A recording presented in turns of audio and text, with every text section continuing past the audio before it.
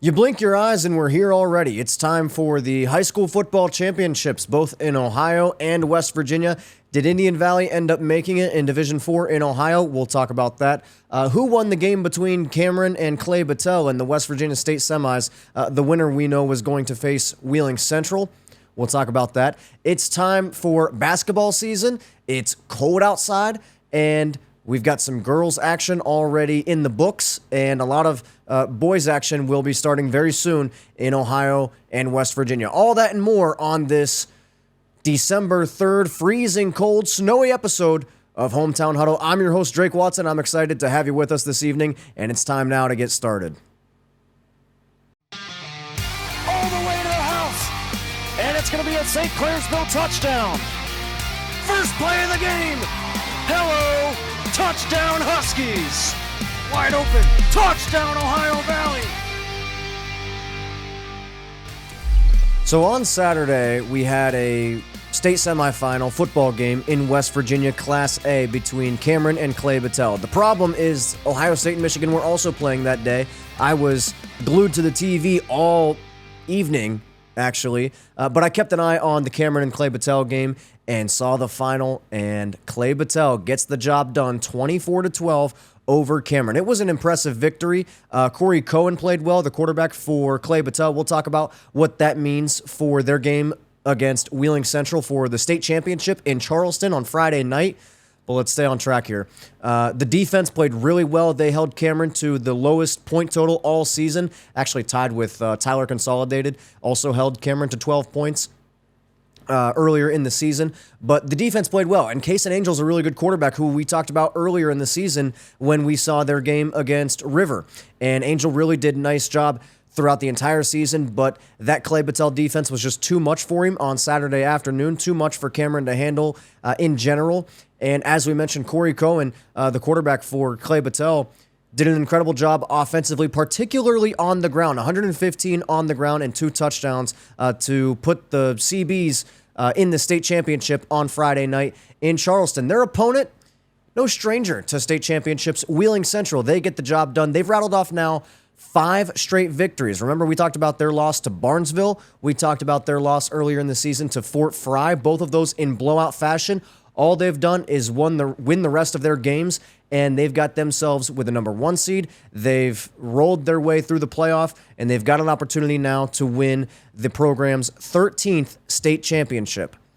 Since they've been playing football in West Virginia at the high school level, Wheeling Central has won 12 state titles, and a lot of that success is due in part to their head coach, who comes with a lot of experience, Mike Young. Some would say that's a nice way of saying he's old, but I think he likes the way that he does things, and everybody in Wheeling likes the way that he does things for Wheeling Central and for the Maroon Knights, because under Mike Young, they're 8-0 in state championship games, and he's got a lot of experience that seems to work. When you watch the team play this season, you can tell it's a team that's balanced, not only in running and throwing the football, but a team that's balanced in terms of who they get the ball to. On offense, it starts with Nico Cusick, the quarterback. It extends to guys like Joey Hall, Cade Coronis, Max Oliash, who's got incredible height. They do good things at Wheeling Central. And again, it all starts from the structure of the program. And Mike Young has the experience to potentially win the 13th state championship for the Maroon Knights on Friday night. That game down in Charleston. We will be there. We will be there for the Class A state championship between Wheeling Central and Clay-Battelle. We hope it's going to be a good game. One of the things I think about, I think it's going to take an almost perfect game from Clay-Battelle to beat Wheeling Central. You can call that bulletin board material or whatever, but I don't think that's any secret. I think on paper, Wheeling Central has a lot of advantages. But for Aaron Lepeau and Clay-Battelle, that's, they believe that's just another opportunity for them to defy all the doubters and pull off the first state championship in school history. Coach Lepeau is almost the antithesis of Coach Young in terms of experience and seniority, but that doesn't mean anything, and that could mean next to nothing if they're able to pull off the win on Friday night. Lepeau is He's the school's leading rusher. He is a Clay-Battelle guy through and through. And at a young age, he has a good grasp of what it takes to win games, and he's done that for Clay-Battelle. It's going to be a battle. I think back to the Union Local game that I called for the radio for Wheeling Central, and I think about how at times Union Local struggled to run the football. That Wheeling Central defense really had their way with Union Local offensively. And then I think about, okay, you factor in Corey Cohen, the quarterback for Clay-Battelle, who we just said ran for 115 yards in the state semifinals against a good Cameron team. What kind of threat does he pose to the Wheeling Central defense? I think that's one of the many things that could decide this game. We talked about Max Oliage on the outside for Wheeling Central. I think he has an opportunity to make several big plays. But I think about Corey Cohen running the football. It's one thing if you have the threat of an inside run from your tailback. It's a whole nother ballgame when you have an opportunity to have to defend Cohen on the outside should he pull the ball. Or if you think you have the athletes, if you're Wheeling Central and you think you have the athletes to cover Clay-Battelle's wide receivers one-on-one on the outside, if everything's covered, Cohen has the ability to take off and run with it. And how does Wheeling Central rally up and stop that? I'll tell you, Cohen isn't just, he's a dual threat guy for a reason. Dual threat, meaning he can run and throw. Don't forget, he can throw the ball too. He's done so this season to the tune of 22 touchdown passes. Part of his 37 total touchdowns all season. He's done great things for Clay-Battelle. He could be a difference maker. You know who else could be a difference maker in this game? Is Clay Petrie, the kicker for Wheeling Central. Should this game come down to the final minutes and let's say it's a tie ball game or Central somehow down by a couple of points, if Wheeling Central gets that thing to even the 30-yard line, I think they have confidence in Petrie that he can knock the ball through the posts and come away with a win.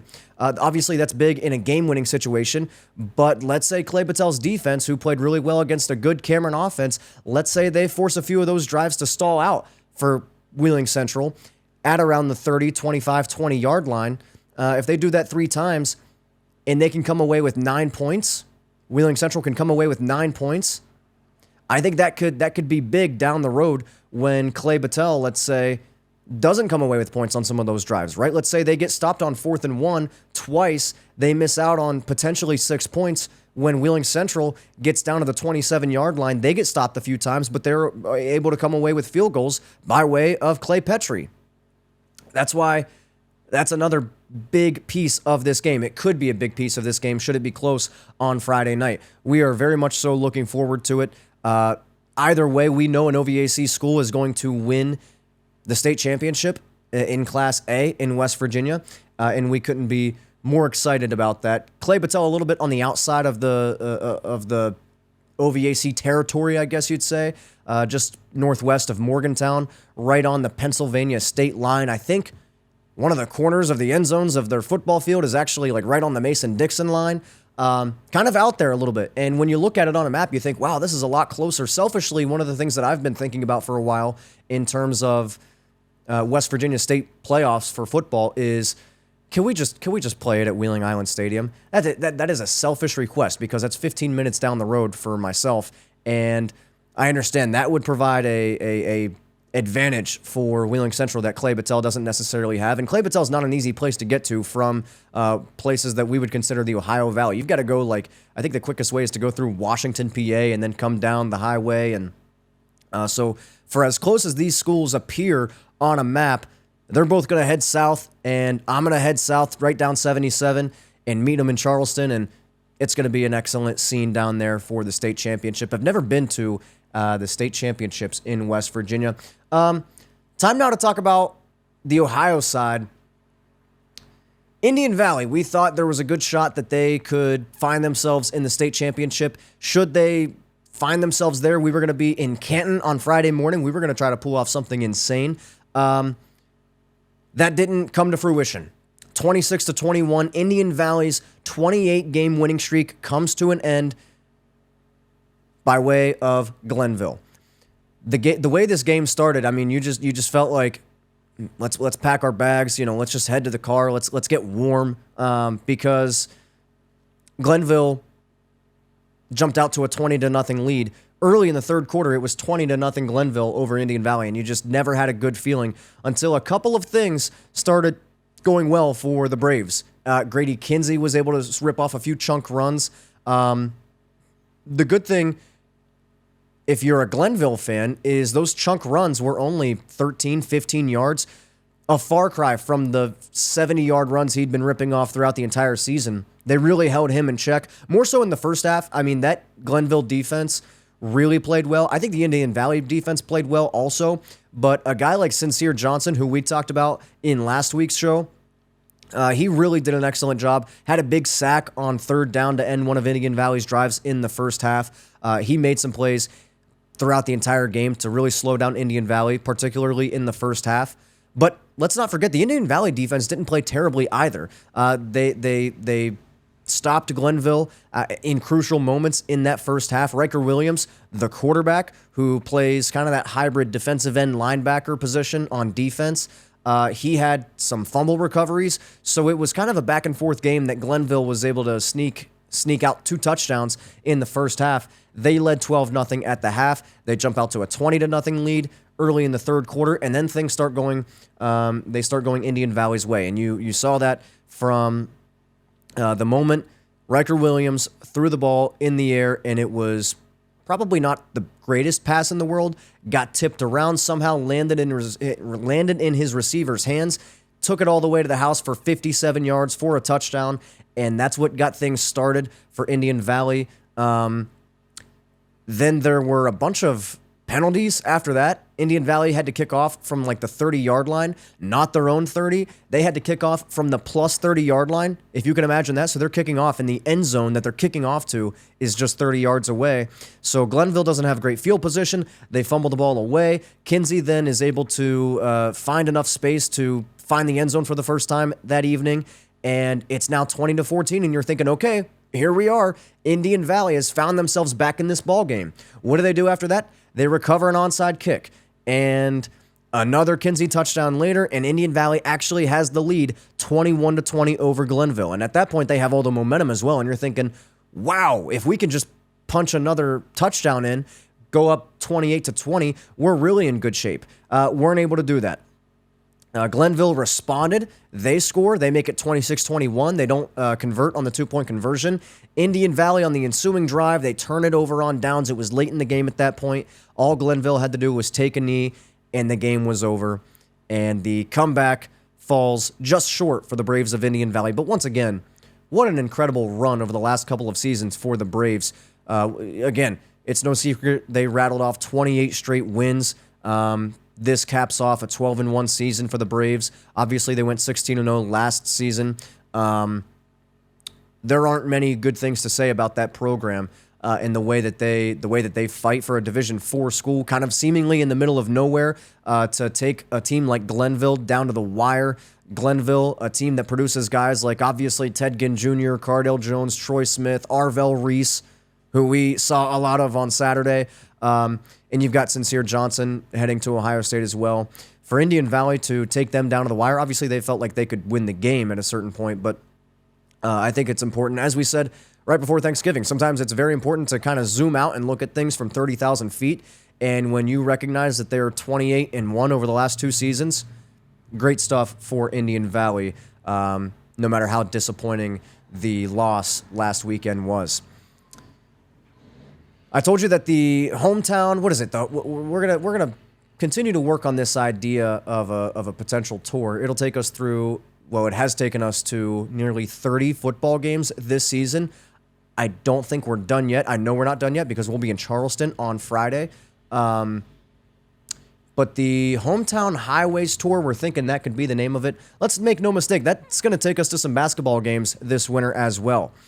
Some notable things that I noticed. Girls just got started. The boys supposed to get started last night. A lot of snow in the area. Delayed a lot of those games. And so we're going to see some matchups in mere moments on Wednesday evening.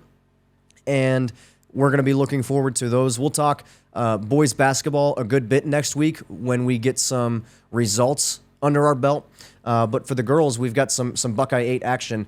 Some notable scores that I've taken away with this trend that I've noticed with teams like Wellsville, St. Clairsville. So Last night, Martins Ferry beat St. Clairsville 54-13. A blowout win for Martins Ferry. Martins Ferry, I think, is going to be pretty good in girls basketball this season, at least in the Buckeye 8. Gianna Turpis is going to be tough to handle for defenses around the valley. She's done well so far. Martins Ferry, the blowout win over St. Clairsville. St. Clairsville on Sunday with a 20-point win over Wellsville. Wellsville lost by, 68 points on last week to East Liverpool, 77-9, the final between East Liverpool and Wellsville in girls basketball. So I saw that. That was obviously the first result that rolled in of the ones that we're speaking of here. And I'm thinking, okay, either East Liverpool is really good or Wellsville is not really good.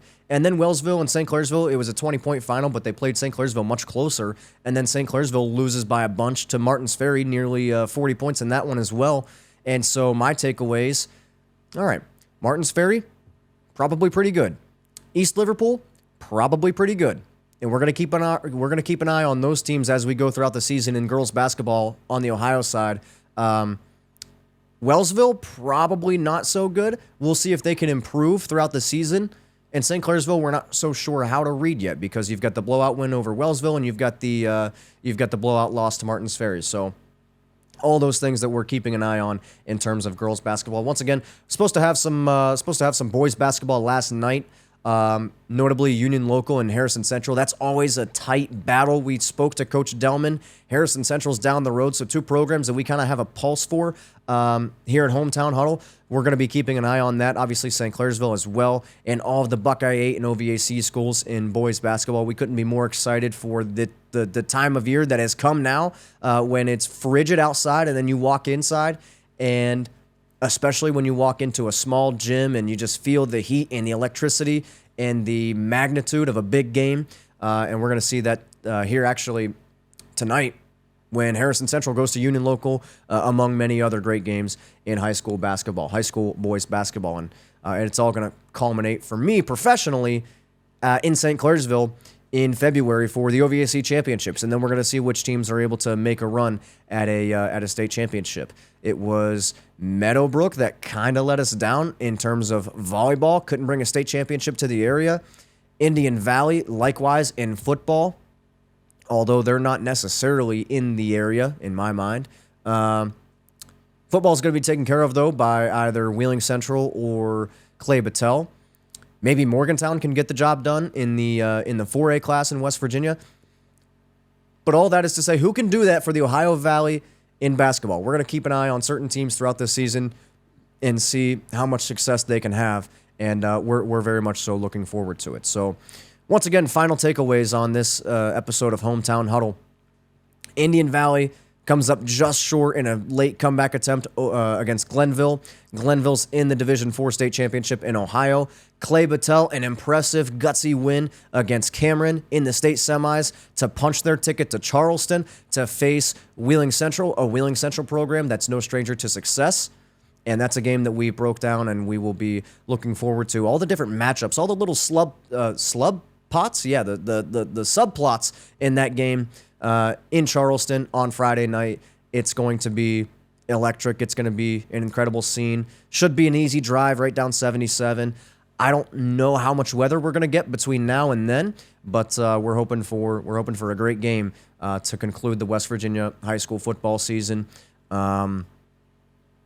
And that's all we've got for tonight's episode. Oh yeah, the one thing I was going to add, if you're not following on, first of all, if you're not subscribed to the YouTube channel, we need you to do that. If you're not following the Facebook page, need you to do that. If you don't like the videos, I mean, maybe you just don't like them. I don't know. Maybe you haven't made it to this point if that's the case, but we need you to do that. Add to the discussion with replies and comments and everything else. But most importantly, we need you to follow on the socials. It's everything that's on your screen. It's the TikTok, Instagram, Twitter. You get lost in the shuffle sometimes. Facebook, as we said, a bunch of YouTube shorts and everything. Need you to follow on those things as well, because that's where you can find updates on where the Hometown Highways Tour is and the games that we're at. And you see things like Grady Kinsey in the pouring rain scoring a touchdown, among many other things. You see Cole Bowers making a 47-yard field goal to win a game for Steubenville in the regional finals. All those things that you don't necessarily get firsthand here on the show, but you do if you follow the social pages, Harco Media Network. And so we're glad to have you there, and we're glad to have you with us on this 20th episode of Hometown Huddle. With that being said, we're going to get out of here. Thanks for watching this evening, and we hope you have a great evening, and we'll talk to you next Wednesday night.